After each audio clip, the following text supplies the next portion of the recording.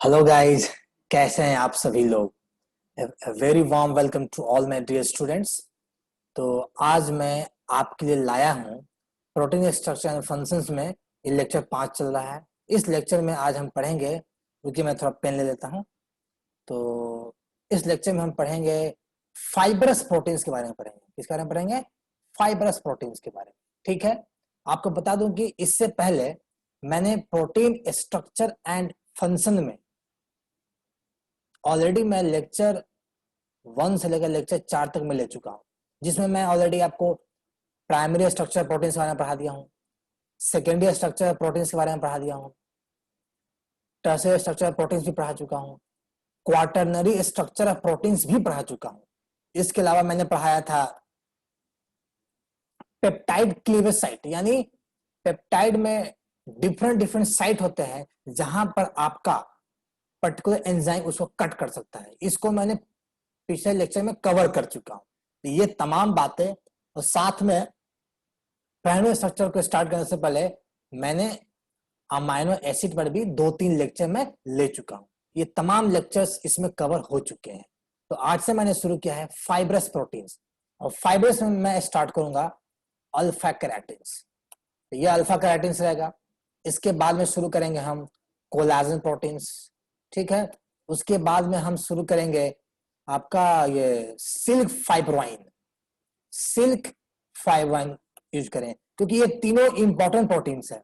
इस पर क्वेश्चंस आए हुए हैं, CSIR में भी क्वेश्चन पूछा है, गेट में भी क्वेश्चन आ सकता है, आपके जैम के BT में भी क्वेश्चंस ये आ सकता है। यहां तक आशा करता हूं आपको एक ग्लिम्स मिल गया होगा कि मैंने इससे पहले 3-4 लेक्चर में क्या पढ़ाया और आज क्या पढ़ाने वाला हूं। इसी के साथ गाइज, चलिए आप सभी लोग कॉपी कलम लेके हमारे साथ बैठिए और इस लेक्चर को स्टार्ट करते हैं। चलिए, तो वही है फाइबर स्ट्रक्चर यानी अल्फा केराटिन्स। चलिए स्टार्ट कर देते हैं।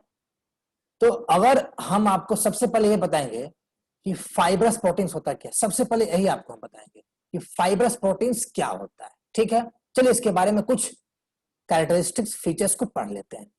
तो ये जो फाइब्रस प्रोटीन्स होते हैं, इनमें जो पॉलीपेप्टाइड चेन होता है, यह पॉलीपेप्टाइड चेन एक लॉन्ग स्ट्रैंड्स या सीड्स में अरेंज होता है। मतलब इस तरीके से एक दूसरे से क्वाइल्ड करके आपका क्या है, लॉन्ग स्ट्रैंड, लॉन्ग थ्रेड में ये पॉलीपेप्टाइड अरेंज हो जाता है। ये फाइब्रस प्रोटीन्स की कैरेक्टरिस्टिक्स फीचर्स है। ठीक है, बात समझ में आ रही है? कोई दिक्कत तो किसी को नहीं है। आगे बढ़ते हैं। अगर देखेंगे कि इस कैरेक्टरिस्टिक्स फीचर्स में इसका फंडामेंटल यूनिट क्या है जिससे आपका फाइब्रस प्रोटीन मिलकर बना हुआ है, तो अगर देखेंगे तो आप क्या पाएंगे, इसमें कोई पर्टिकुलर सिंगल टाइप का सेकेंडरी स्ट्रक्चर्स पाया जाता है। या तो अल्फा हेलिक्स होगा या इसमें बीटा शीट भी होता है। ठीक है, कोई एक होगा, मिक्सचर नहीं होगा। तो यहां जो मैं अल्फा केराटिन्स लूंगा उसमें अल्फा हेलिसेस है। क्लियर हुई? कोई समस्या किसी की नहीं है? बहुत अच्छे से क्लियर कर रहा हूं मैं। आगे बढ़ते हैं, चलते रहिए। इस फाइबर्स प्रोटीन्स का एक और खासियत क्या है, ये सपोर्ट, शेप और एक्सटर्नल प्रोटेक्शन देता है वर्टिब्रेट्स को। वर्टिब्रेट जैसे हम लोग वर्टिब्रेट हुए, इसमें ये एक्सटर्नल प्रोटेक्शन देगा, आपका सपोर्ट देगा, शेप देगा। ये आपको समझ में आ गया। शेप मतलब आकार देता है, जहां भी पाया जाएगा वहां पे एक आकार बना देगा। सपोर्ट देगा, एक्सटर्नल प्रोटेक्शन देगा, यानी बाहरी वातावरण से आपको बचाएगा। यहां तक क्लियर है? दिक्कत तो नहीं है? आगे हम बढ़ते हैं। अब सवाल है, ये पाया कहां जाता है? ये फाइब्रस प्रोटीन जो स्ट्रेंथ दे रहा है, मतलब ये उसी पार्ट में पाया जाएगा जहां पर स्ट्रेंथ की ज्यादा जरूरत है। आप क्या देखेंगे, स्किन, हमारा जो स्किन है, इस स्किन में पाया जाता है अल्फा केराटिन। टेंडन, टेंडन आपके ज्वाइंटों में पाया जाता है, बोन्स के ज्वाइंट वगैरह होते हैं, टेंडन। बोन में पाया जाता है अल्फा केराटिन, बोन भी केराटिन से मिलकर बना हुआ है। सबसे इंपॉर्टेंट पॉइंट जो पेपर में आ सकता है, ये फाइब्रस प्रोटीन्स क्रिस्टलाइज नहीं होते हैं, और अगर ये क्रिस्टलाइज नहीं होंगे तो आप इनका स्ट्रक्चर एक्सरे क्रिस्टलोग्राफी से डिटरमाइन नहीं कर सकते। इस बात को लिख करके रख लीजिए। ठीक है, चलिए हम आगे, क्योंकि ये क्रिस्टल नहीं बनता है, इसमें एक अल्फा केराटिन मॉलिक्यूल दूसरे के साथ लीनियर चेन में अरेंज होता है। जब क्रिस्टल्स बनेगा ये तो एक्सरे क्रिस्टलोग्राफी से काम ही नहीं कर पाओगे। आई बात समझ में? क्लियर सबको? आगे बढ़े, चलिए आगे बढ़ जाते हैं। मैंने लिखा है कि ये एसोसिएट करते हैं फाइबर्स की तरफ, ये एसोसिएट करके फाइबर्स बनाते हैं, माइक्रो फाइबर्स बनाते हैं। कैसे बनाएंगे आगे आने वाले स्लाइड में पूरी मैकेनिज्म बताएंगे आपको, जिसमें क्या होता है एक लॉन्ग मोलिकुलर एक्सेस में मोरलेस ये पैरेलल अरेंज होता है, इस तरह का पैरेलल अरेंजमेंट होता है, इस तरीके का पैरेलल अरेंजमेंट हो जाता है इसका, ठीक है। इसी तरह फाइबर में ना ऐसे ऐसे ऐसे ऐसे पैरेलल अरेंजमेंट होगा फाइबर्स का। अल्फा केराटिन जब अरेंज करेगा तो आपको फाइबर देगा, यानी माइक्रो फाइबर्स आपको देता है। अभी समझाएंगे आगे साइड में। यहां तक क्लियर हुआ? कोई दिक्कत तो किसी को नहीं है? आशा करते सबको समझ में आ रहा हुआ। चलिए आगे बढ़ जाते हैं। देखिए इसका कोई स्पेसिफिक डायरेक्शन नहीं है, कोई स्पेसिफिक डायरेक्शन इसका नहीं होता है, लेकिन आप देखेंगे आगे बताएंगे कि एक पर्टिकुलर इसका ये स्पेसिफिसिटी है जिसमें ये अरेंज हो जाता है। चलिए दूसरा इंपॉर्टेंट पॉइंट नोट डाउन कर लीजिए, पेपर में आ सकता है। ये वाटर इनसॉल्युबल होता है, इसका मतलब साफ है। अगर हम आगे कुछ ना बताएं तो आप खुद समझ पाओगे। वाटर इनसॉल्युबिलिटी के मतलब है इसमें क्या होगा, इसमें हाइड्रोफोबिक एमाइनो एसिड पाया जाता है। क्लियर यहां से आपको होनी चाहिए कि अगर ये वाटर इनसॉल्युबल है, इसका मतलब साफ है कि इसमें आपका हाइड्रोफोबिक अमाइनो एसिड होगा। ठीक है, क्लियर हो गई? आगे हम बढ़ते हैं। वही बात मैंने लिख रखा है, इसमें दो सरफेस होता है, दोनों ही सरफेस में, प्रोटीन के इंटीरियर में भी और प्रोटीन्स के आउटर, मान लीजिए प्रोटीन्स है, इसके इंटीरियर में भी और इसके बाहर सरफेस पर भी क्या होगा, आपका हाइड्रोफोबिक अमाइनो एसिड पाया जाता है। क्लियर हो गई? कोई समस्या तो किसी को नहीं है? दिक्कत होगा लिख कर रखना, डाउट सेशन में क्लियर करेंगे। चलिए आगे बढ़ जाते हैं। सबसे इंपॉर्टेंट बात, इनकी ताकत कैसे बढ़ जाती है। और इनके स्ट्रेंथ की बात करें तो इसमें देखिए क्या होता है कि पॉलीपेप्टाइड चेन के, मान लीजिए ये एक पॉलीपेप्टाइड चेन है और दूसरा ये चेन है, इस चेन के बीच में भी क्रॉस लिंकिंग होती है। और at the same time adjacent chain, यानी मान लो ये आपका एक पॉलीपेप्टाइड चेन है, इसको मान लो 1, इसको मान लो 2, इसमें आपका अमाइनो एसिड ए है और 2 में अमाइनो एसिड बी है। इसका साइड चेन मान लो ऐसे करके है, इसका भी साइड चेन यहां गया, तो इसके साइड चेन के बीच में भी क्रॉस लिंकिंग होती है, तब इसकी स्टेबिलिटी बढ़ जाती है। इस बात को ध्यान रखिएगा। और आगे बताएंगे, जब बताएंगे आपको अल्फा केराटिन, उसमें बताएंगे कि उसमें पर्टिकुलरली किस टाइप का क्रॉस लिंकिंग होता है। यहां तक क्लियर है? इस स्लाइड में कोई दिक्कत नहीं किसी को? आगे हम बढ़ते हैं, दिक्कत होगा लिख के रखना, डाउट से हमें क्लियर कर देंगे। चलिए आगे बढ़ जाते हैं। अब हम देखेंगे आज सिर्फ और सिर्फ अल्फा केराटिन के बारे में। तो आप यहां तक समझ गए होंगे कि फाइब्रस प्रोटीन्स किसको कहते हैं, उसकी कैरेक्टरिस्टिक्स फीचर्स क्या क्या है। क्लियर हो गई? चलिए हम आगे बढ़ जाते हैं। तो अल्फा केराटिन इवॉल्व ही हुआ है स्ट्रेंथ देने के लिए, मतलब अल्फा केराटिन का काम ही है ताकत पहुंचाना। आपका बाल, ये हेयर एंड हेयर में भी पाया जाता है अल्फा केराटिन, आपके हेयर में भी अल्फा केराटिन पाया जाता है, क्या स्ट्रेंथ दे रहा है। अब देखिए ये आपका अल्फा केराटिन आपके मैमल्स में पाया जाता है। कहां पाया जाता है? ये आपके मैमल्स में पाया जाता है अल्फा केराटिन। कहां पाया जाएगा देख लो, हेयर का ड्राई वेट हो, ऊन हो, नेल हो, नाखून, क्लॉज, पक्षियों का क्लॉज हो गया, क्विल्स, हॉर्न्स, हुप्स, घोड़ा वगैरह में होता है, और स्किन का आउटर लेयर में ज्यादातर अल्फा केराटिन ही पाया जाता है। याद रखिएगा इस बात को, भूलिएगा बिल्कुल नहीं। कभी हो सकता है यही क्वेश्चन पूछ दे, फैक्चुअल सवाल, जैसे जेनी वगैरह में पूछ देता है कभी कभी। ठीक है, चलिए आगे बढ़ जाते हैं। दूसरा सबसे इंपॉर्टेंट बात, जितने भी इंटरमीडिएट फिलामेंट बनते हैं ना, जितने भी इंटरमीडिएट फिलामेंट जो प्रोटीन बनता है, इसी प्रोटीन फैमिली का एक पार्ट है अल्फा केराटिन। आगे बताएंगे कि अल्फा केराटिन आपस में फाइबर्स में एसोसिएट करके ये बनाता है माइक्रोफाइब्रिल्स बनाता है। क्या बनाता है? ये माइक्रोफाइब्रिल्स, यानी अगर ये एसोसिएट करता है तो क्या बनाता है? माइक्रोफाइब्रिल्स बनाता है। क्लियर यहां तक?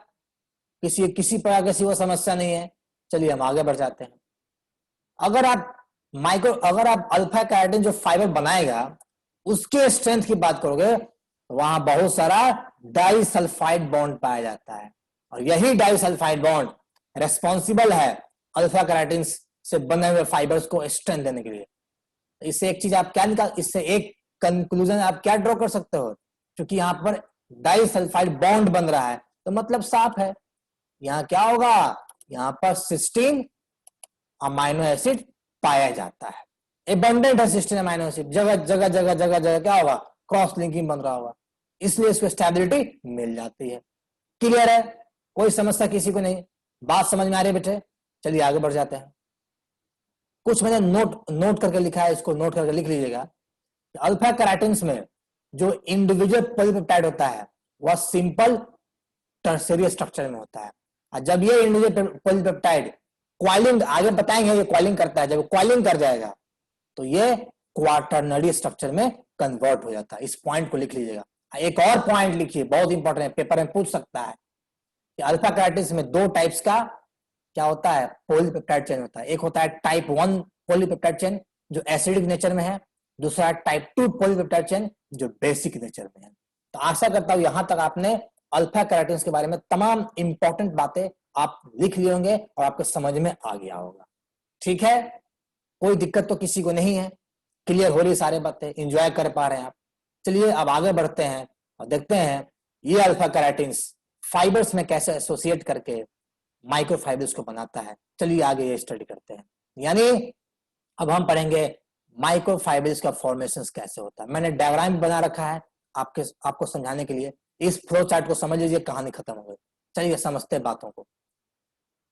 केराटिन अल्फा हेलिक्स की बात करें तो ये सिंगल पॉलीपेप्टाइड चेन है, ये अल्फा हेलिक्स होता है, याद रखना अल्फा हेलिक्स होता है। कल को क्वेश्चन ये पूछ दे कि इंडिविजुअल पॉलीपेप्टाइड चेन जो अल्फा केराटिन में होता है उसका नेचर क्या है, वो अल्फा हेलिक्स है, बीटा शीट है, क्या है, तो वो अल्फा हेलिक्स होता है, याद रखना इसको। जब ये अल्फा हेलिक्स एक और अल्फा हेलिक्स से मिल जाए, मिलने के बाद में मान लीजिए अल्फा हेलिक्स है, ये दूसरा अल्फा हेलिक्स है, ये दोनों आपस में ऐसे एसोसिएट करे इन लेफ्ट हैंड डायरेक्शंस, तो क्या बनेगा, इससे बनता है टू चेन क्वाइल्ड कॉइल बनता है। टू दोनों चेन क्वाइल्ड कर गया, उसे क्वाइल बना। और यहां एक इंपॉर्टेंट बात बता दो कि दोनों चेन, ये दो चेन है ना, दोनों चेन एन टू सी में अरेंज, मतलब दोनों चेन का एन टर्मिनल एक साथ आ जाएगा और दोनों चेन का सी टर्मिनल भी एक साथ आ जाएगा। मैंने ये लिख रखा है, amino terminal at the same and, और आपका उसका अमीनो टर्मिनल एक एंड पर होगा, सी टर्मिनल एक एंड पर होगा। अब अमीनो इधर होगा कि इधर होगा, वह स्पेसिफिसिटी नहीं होती है। ठीक है, आई बात समझ में, क्लियर हो रही है? अब आगे देखते क्या होता है। अब क्या होगा, जब ये टू चेन क्वाइल्ड क्वाइल बन गया तो ऐसा ऐसा बहुत सारा टू चेन क्वाइल्ड आपस में एसोसिएट करेगा, ऐसे लीनियर फैशन में एसोसिएट करेगा, बिल्कुल लीनियर फैशन में एसोसिएट करेगा, आप यहां देख पा रहे होंगे, तब बनाता है प्रोटोफिलामेंट। आई बात समझ में? ये है, मान लो कि ये है आपका जो है ना, ये टू चेन क्वाइल्ड क्वाइल है, एक और टू चेन क्वाइल्ड क्वाइल आपस में ऐसे एसोसिएट कर गया, ये क्या बना, प्रोटोफिलामेंट बना, प्रोटोफिलामेंट बना। क्लियर है, कोई दिक्कत नहीं, आगे हम बढ़ जाते हैं। अब ऐसे ऐसे बहुत सारा प्रोटोफिलामेंट, चार चार प्रोटोफिलामेंट जब आपस में एसोसिएट करेगा तो बनाएगा प्रोटोफाइब्रिल, और ये प्रोटोफाइब्रिल और ज्यादा ट्विस्ट होगा और ज्यादा एसोसिएट करेगा, यानी 32 अल्फा केराटिन्स जब इस प्रोटोफिलामेंट में, प्रोटोफाइब्रिल्स में और एसोसिएट कर जाएगा तो लास्ट में ये बनाता है इंटरमीडिएट फिलामेंट बनाता है। इसी इंटरमीडिएट फिलामेंट का पार्ट है आपका अल्फा केराटिन्स, और ये इंटरमीडिएट फिलामेंट फाइनली क्या करता है, सेल में जाकर के एम्बेड हो जाता है, स्किन सेल्स हो, टेंडन्स हो, हर जगह जाकर के एम्बेड हो जाता है और उसको एक स्ट्रेंथ दे देता है। आशा करता हूं कि फाइबर्स बना कैसे, इस बात को आप अच्छे से समझ पा रहे होंगे। ठीक है, जो बात मैंने लिखा वही बात यहां पे लिखा हुआ। एक और इंपॉर्टेंट पॉइंट, जब ये इंटरमीडिएट फिलामेंट ऐसे ऐसे ऐसे बहुत सारा फिलामेंट बनता है, बहुत सारा फिलामेंट बनता है ऐसे ऐसे, लास्ट में ना ये सिलिंड्रिकल आकार में दिखाया जाता है। कैसे दिखाया जाता है, सिलिंड्रिकल शेप में दिखाया जाता है। चलिए इसका मैं एक और बेहतरीन एग्जांपल दिखाता हूं, उससे पहले एक पॉइंट नोट करो, इस अल्फा केराटिन्स में alanine, valine, leucine, isoleucine, methionine, phenylalanine, इस हाइड्रोफोबिक अमाइनो एसिड का कंसंट्रेशन उसमें ज्यादा होता है। लिख के रख लो, कल को एक पेपर में पूछ देगा तुमसे कि which of the following hydrophobic amino acids are abundantly present in alpha keratin. इसमें से कोई 2 या 3 देके आपसे पूछ देगा, कम 2 इसमें ले लेगा और तीसरा कहीं और से उठा लेगा। आई बात समझ में? क्लियर है? कोई दिक्कत तो नहीं है? और यहां चूंकि ये प्रोटीन ही है, जब ये प्रोटीन फाइबर में बनेगा तो इसके आउटर सरफेस पर भी हाइड्रोफोबिक अमाइनो एसिड है, इनर में भी है।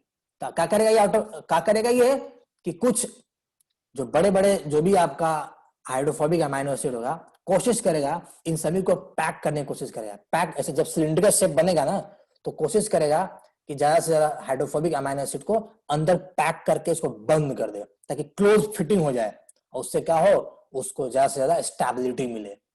ठीक है? और आप कहोगे कि सर ये पानी में पाया जाता है, और आप कह सकते हो कि सर का हाइड्रोफोबिक पार्ट तो बाहर है, उसका क्या होगा?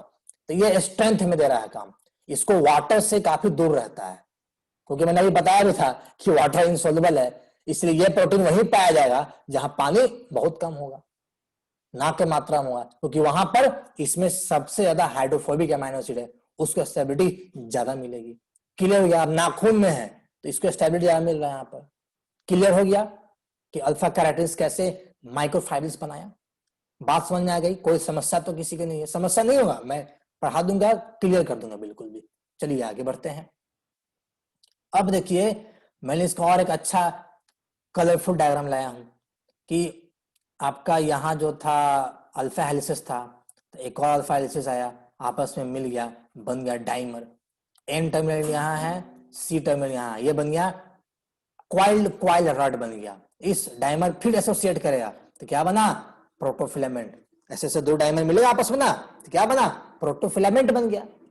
इस प्रोटोफिलामेंट आपस में फिर फर्दर एसोसिएट करेगा, इसी तरह पैरेलली एसोसिएट करेगा, तो क्या बना?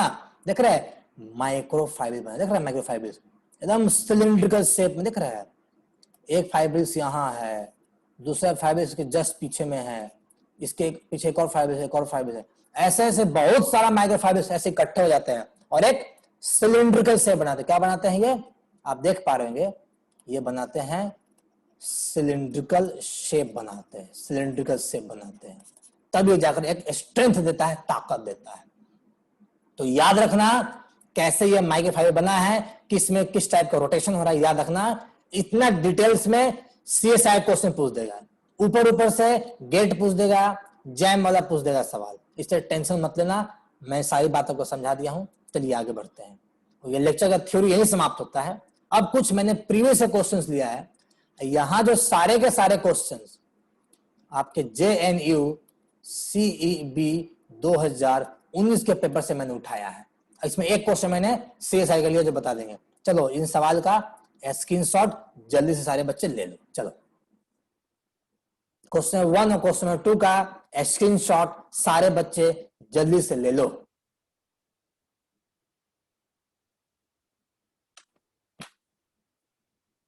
आशा करता हूं आपने अब तक स्क्रीनशॉट ले लिया। ये सवाल प्रैक्टिस सवाल है जो मैंने आपको बहुत पहले ही अपने YouTube चैनल पर आपको पढ़ा चुका हूं। तो मैंने अपने YouTube चैनल पर 136 के आसपास में लेक्चर्स वीडियो अपलोड किया हूं वेरियस सेक्शंस में। तो वहां पर एक सेक्शन बना हुआ है CSIR नेट JRF का, वहां से जाकर आप देख सकते हैं। ठीक है, चलिए आप आगे बढ़ते हैं। चलिए यह है क्वेश्चन नंबर 3 है। ये जो क्वेश्चन नंबर 3 मैंने जो डाला है, ये क्वेश्चन है CSIR 2012 आपके दिसंबर का सवाल है। रिवीजन कर रहा हूं ऑलरेडी, मैं ये इस टाइप का सवाल ऑलरेडी मैं पढ़ा चुका हूं कि कैसे एक पेप्टाइड में क्लीवेज साइट होता है, वहां कैसे वह क्लिप करता है कोई भी पर्टिकुलर एंजाइम्स। इसका स्क्रीनशॉट सारे बच्चे ले लीजिए, खुद से बनाइए घर पर। 10 मिनट के बाद आपसे मिलेंगे। आशा करता हूं आपने स्क्रीनशॉट ले लिया होगा। ठीक है, तो आगे हम बढ़ते हैं गाइज। ये क्वेश्चन नंबर 4, ये दोनों क्वेश्चन कहां का है? JNU CEB 2019 के पेपर से उठाया गया है। इस सवाल को बनाइए, सारे बच्चे इसका स्क्रीनशॉट ले लीजिए। सवाल जरूर बनेगा क्योंकि इन सभी टाइप के क्वेश्चंस मैं अपने YouTube चैनल पर करा चुका हूं, उसको जाकर पढ़िए। और 10 मिनट के बाद आप जरूर हमसे मिलना डाउट सेशन में, ताकि वहां इन सभी पर चर्चा करके डाउट को क्लियर किया जा सके। आशा करता हूं आप अभी तक आपने स्क्रीनशॉट ले लिया होगा। ठीक है, चलिए आगे बढ़ते हैं। ये क्वेश्चन नंबर 6 बहुत बढ़िया सवाल पूछा है, बहुत बेसिक सवाल है, बहुत बेसिक सवाल है, एंजाइम में पूछा सवाल है। This question again comes from JNU CEEB। जैसे जैसे मैं टॉपिक पढ़ाते जा रहा हूं वैसे वैसे मैं क्वेश्चन निकालता जाऊंगा, JNU से, गेट से, जैम से, आप पेपर डालता जाऊंगा, इसमें क्वेश्चन डालता जाऊंगा और आपसे बनवाता भी जाऊंगा। इस तरीके से आपका प्रैक्टिस भी हो जाएगा कि जो बच्चे JNU हिट करना चाह रहे हैं और जो बच्चे जैम हिट करना चाह रहे हैं। JNU और जैम का जो पेपर होता है, ये पेपर BSc लाइफ साइंस के बच्चे देते हैं, ताकि वे इन संस्थानों में जाकर के वे MSc लाइफ साइंस से पढ़ सके JNU में, या MSc बायोटेक से भी JNU में कर सकते हैं। और साथ में आप क्या कर सकते हैं, IIT जैम से जाकर के, IIT से जाकर के आप MSc बायोटेक कर सकते हैं। आशा करता हूं अब तक आपने ले लिया होगा स्क्रीनशॉट। आगे बढ़ते हैं। तो ये लेक्चर यहीं पर समाप्त होता है। तो बहुत बहुत धन्यवाद आपका कि आपने समय निकालकर हमारे लेक्चर को देखा। अगर विश्वास हो तो हमारे वीडियो को लाइक कर दीजिएगा। नए बच्चे सब्सक्राइब करना मत भूलना, ताकि और भी आपको वीडियो मिलता रहे। और मैं बता दूं कि मैं CSIR, गेट, जैम इन सभी के सिलेबस को मिलाकर के कोशिश करूंगा कि सारे के सारे वीडियोस, वह ऑर्गेनिक केमिस्ट्री का वीडियो हो या वो बायोलॉजी का वीडियो हो, सारे वीडियो मैं आपको उपलब्ध करा सकूं। तो आप मेरे YouTube चैनल पर जाना, उस चैनल पर CSIR नेट जे पर एक प्लेलिस्ट बना हुआ है, उसी तरह IIT जैम का एक प्लेलिस्ट बना हुआ है, उसी तरह गेट का एक प्लेलिस्ट बना हुआ है। तो इन सभी प्लेलिस्ट में आपको तमाम लेक्चर्स मिल जाएंगे। मैं जो भी बायोलॉजी का लेक्चर पढ़ाता हूं मैं इस तीनों में शेयर कर देता हूँ, तीनों का इंपॉर्टेंट है यहाँ। ठीक है, और एक मैंने बना रखा है प्लेलिस्ट अपने चैनल पर, वह है केमिस्ट्री का, क्योंकि केमिस्ट्री जो होगा GATE XL, GATE life science के पेपर में केमिस्ट्री कंपलसरी होता है।